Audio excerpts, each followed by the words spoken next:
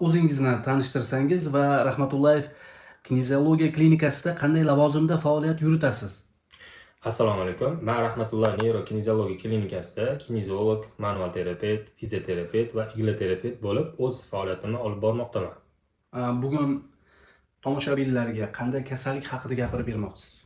Bugun tomoshabinlarga juda ham ko'pchilikda hozir uchrayotgan diz churrasi, ya'ni grija haqida tushuntirib bermoqchiman. Diz churrasi, grija qanday paydo bo'ladi? Diz churrasi, ya'ni grija bu umurtqalar orasidagi diskning tashqi qobig'i yorilib, ichki moddani tashqariga chiqishi bo'lib, bu holat asab ildizi, ya'ni sedalish nervini siqilib qolishiga aytiladi.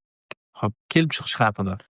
Diz churrasining kelib chiqishi bu asosan og'ir yuk ko'tarish, noto'g'ri holatda o'tirish, jarohat olish, yosh o'tish yoki umurtqa muvozanatining buzilishi yoki bel sohasidagi to'rtburchaksimon mushaklar, bu kvadratniy mishsa deyiladi. O'sha mushaklarni ishlamasligidan diz churrasi, ya'ni grija kelib chiqadi. Navbatdagi savol, eng ko'p qaysi sohada diz churrasi uchraydi? Eng ko'p soha bu bel sohasida uchraydi, chunki odam tanasini yuklamasi bel sohasiga tushadi. Bu yerda bel sohasiga ko'pincha o'sha hozir aytib o'tgan o'sha kvadratniy mishsa, ya'ni to'rtburchaksimon mushaklar ishlamagandan keyin bu yerda yuklama bel sohasi, ya'ni diz churrasiga yuklama tushib qoladi. Odatda o'zi normal holatda yuklama odam tanasini mushaklariga tushishi kerak, ya'ni mishsalarga tushishi kerak. Bu bo'yin sohasi va ko'krak sohasida ham uchrab turadi. Diz churrasining belgilari haqida gapirib bersangiz. Diz churrasining belgilari bu belda asosan og'riq bo'ladi, ko'p holatda qo'l yoki oyoqlarda uvish bo'ladi, belda toliqish va quyunishdan to oyoqning uchigacha bo'lgan sedalish nervini укрочение, ya'ni qisqarib qolishi va oyoq qo'llarda muvozanatning yo'qolishi va diz churrasi, ya'ni grija belgilariga kiradi bular. Tushunarli, rahmat. Xo'p, navbatdagi savol. Xo'p, diz churrasini qanday aniqlanadi? Masalan, Rahmatullayev klinikasida sizlar diz churrasini qanday aniqlaysizlar? Birinchi navbatda kinezologiya tomonidan tekshiruv o'tkaziladi. Qo'shimcha sifatida MRT yoki MCT yoki kompyuter tomografiyasi orqali tadqiqotlar qo'llaniladi va shundan keyin bel sohasidagi grija aniqlanadi. Rahmatullayev klinikasiga aynan diz churrasi bilan kelgan bemorlarga sizlar qanday davo muolajalarini qo'llaysizlar? Birinchi navbatda kinezologik korreksiya qilamiz va diz churrasi, ya'ni grijani keltirib chiqargan sababni topib, shu sababni davolaymiz va shundan keyin qo'shimchasiga fizioterapiya va igloterapiya va manual terapiyalar bilan qo'shimchasiga davolab kelmoqdamiz. Grijasi bor odamga, diz churrasi bilan og'rigan bemorga sport bilan shug'ullanish mumkinmi?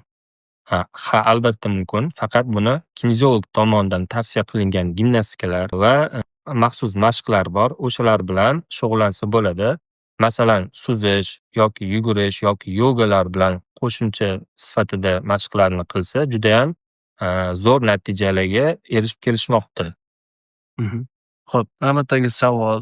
Diz churrasi bilan og'rigan bemorni mana odatda bilamiz, ko'proq chet ellarda operatsiya qilishardi.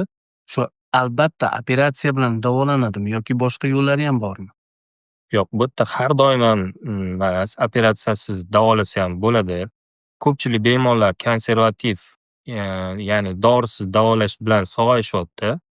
Operatsiya faqat og'riq juda ham to'xtamagan holatda va falajlik xavfi yuqori bo'lgan bemorlarda operatsiya qilish tavsiya etiladi.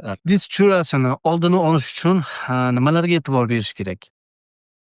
Ko'p holatda to'g'ri o'tirish, jismoniy faollik, belni himoya qilish, ya'ni korsetlar taqib yurish, ortiqcha vazndan saqlanish orqali oldini olish mumkin. Navbatdagi savol, diz churrasi bilan uzoq yashash mumkinmi? Albatta mumkin. To'g'ri davolanish va hayot tarziga rioya qilish orqali bemorlar uzoq va sifatli umr ko'rishyapti.